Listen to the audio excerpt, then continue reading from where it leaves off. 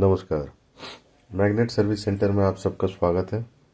तो कुछ दिनों से कुछ मेरे सब्सक्राइबर जिनका डिमांड है कि माइक्रोवेव के पीसीबी, वॉशिंग मशीन के पीसीबी, मतलब पीसीबी रिपेयरिंग का काम सीखेंगे। खैर कोई बात नहीं।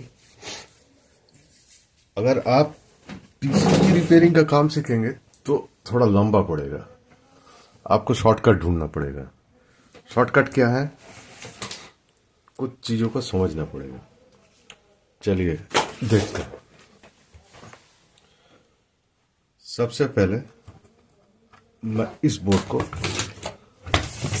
आपको थोड़ा समझाता हूँ, क्योंकि ये बहुत ही पुराना बोर्ड है।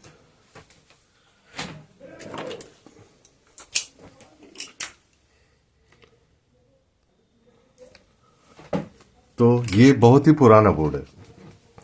इसमें ट्रांसफार्मर लगा हुआ है। जाहिर सी बात है, इससे पावर सप्लाई बनेगी। उसके बाद हर, चाहे ये पुराना हो नया हो, हर में एक माइक्रो कंट्रोलर रहता है। ठीक है। तो इस माइक्रो कंट्रोलर का काम डिस्प्ले को जलाना और ये रिले को ऑन ऑफ करना समय के मुताबिक। जैसे इसमें लिखा हुआ है मेन। मेन का मतलब यहां से ये रिले हमेशा ऑन होगा, तभी आपका माइक्रोवेव का बल्ब जलेगा, मैग्नेट्रॉन चलेगा, मतलब ये कॉमन है। उसके बाद ये वीपीसी, इसका काम है मैग्नेट्रॉन का सप्लाई के लिए। ठीक है। फिर कन्वेक्शन और ग्रिल। जिस दिन मैं सर्किट डायग्राम आपको बनाकर दिखाऊंगा, बाकी आप समझ जाएंगे। ठीक है। तो अभी आगे बढ़ते हैं। जैसे पहले के समय पुराने में ये बड़े टाइप के ट्रांजिस्टर हुआ करते थे, तो अब ये चेंज होकर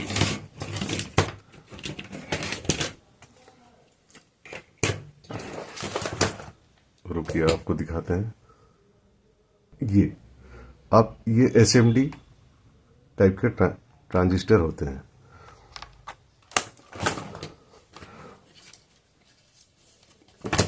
एक काम करते हैं, थोड़ा ड्राइंग बनाते हैं, क्योंकि बिना थ्योरी के कुछ भी समझना बेकार।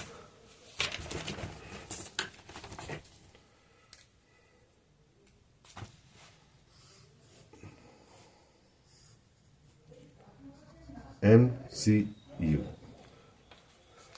तो माइक्रो कंट्रोलर, इसका काम पूरा सिस्टम को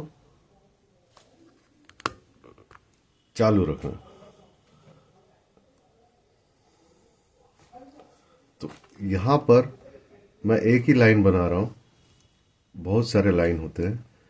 डिस्प्ले,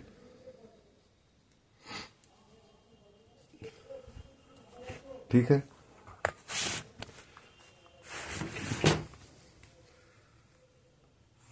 फिर रिले। अब एक रिले कैसे ऑपरेट होगा, कैसे ये रिले चलेगा? तो हमने यहाँ पे 12 वोल्ट कनेक्ट किया। अच्छा, जिनको ट्रांजिस्टर के बारे में कुछ नहीं पता वो कमेंट करेंगे। इसका यहाँ पे एक रेजिस्टेंस मान लीजिए 150 ओम्स कलेक्टर पे, और इमीटर को ग्राउंड पे। अब एमसीयू जब 5 वोल्ट की सप्लाई मिलेगी इसके बेस पर, तब ये ट्रांजिस्टर काम होगा, ऑन होगा, और इलेक्ट्रॉन्स फ्लो होंगे। जब बिजली पास होगी तो ये रिले ऑन होगा। ठीक है। बेस पर ग्राउंड के साथ कनेक्ट किया रहता है ताकि ये बेफुजूल ऑन ना हो जाए। ठीक है।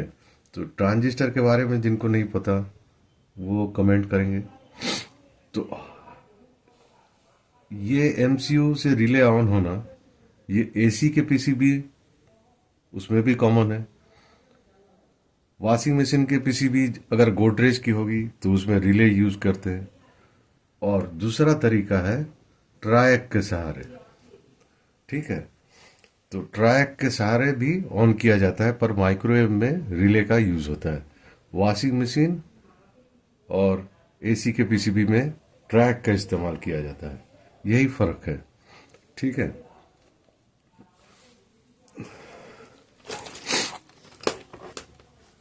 ये एक छोटा सा कैपेसिटर है, ये पुराने वाले मॉडल पर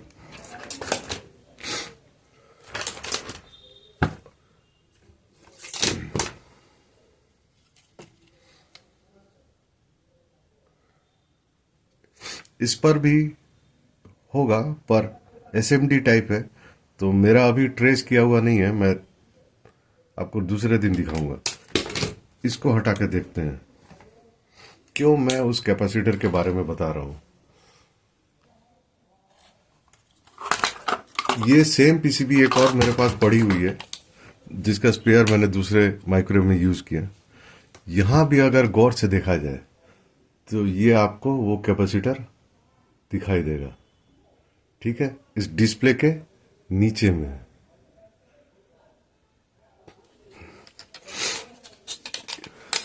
ठीक, इसके नीचे यहां पर लगी हुई है। इस कैपेसिटर का ध्यान रखिए। धीरे धीरे कैसे अब जो नया पीसीबी आपको मिलेंगे। अच्छा, फिर एक और चीज बता देते हैं। तो आपने पहले क्या देखा कि बड़े वाले ट्रांजिस्टर, उसके बाद फिर एसएमडी वाले, फिर ये ULN 2003, ये एक साथ 7 ट्रांजिस्टर है। ठीक है, एक पिन को छोड़ दीजिए, उसके बाद गिनेंगे तो 7।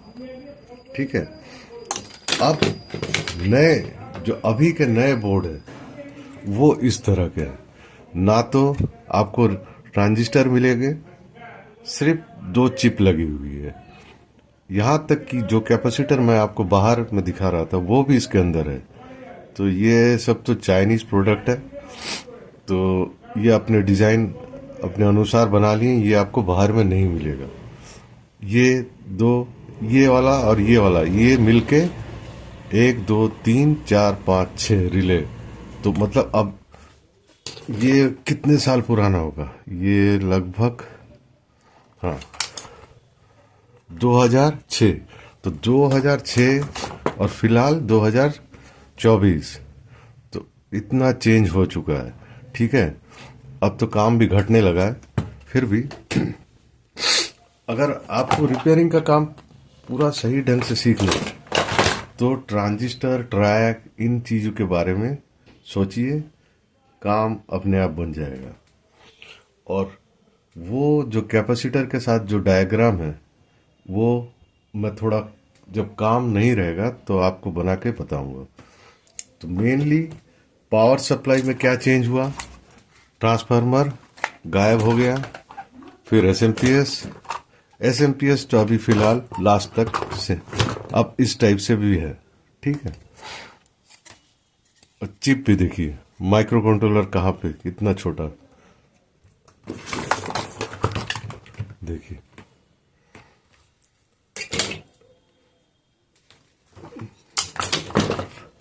तो एमसीयू कंट्रोल करेगा मेन रिले, पंखा, ये ऑन ऑफ सब ट्रांजिस्टर से होते हैं। कुछ ज्यादा सोच, हर एक चीज में कॉमन चीज है, चाहे वॉशिंग मशीन की पीसीबी हो या सब सब। ठीक है, चलिए आज के लिए इतना ही। फिर फुर्सत मिलेगी तो मैं थोड़ा और ज्यादा, सबसे पहले माइक्रोवेव का वायरिंग डायग्राम मैं आपको समझाऊंगा। तो वायरिंग डायग्राम समझाने से भी ऐसा तरीके से बताऊंगा कि आप अगर उसको सीख लें, ये प्रैक्टिस कर लें, तो आप जब माइक्रोवेव रिपेयरिंग करेंगे, पीसीबी तो छोड़िए, माइक्रोवेव तो रिपेयर करने आपको पहले जाना पड़ेगा ना, तो वहां पर आप बहुत कॉन्फिडेंट के साथ बना पाएंगे। Thank you.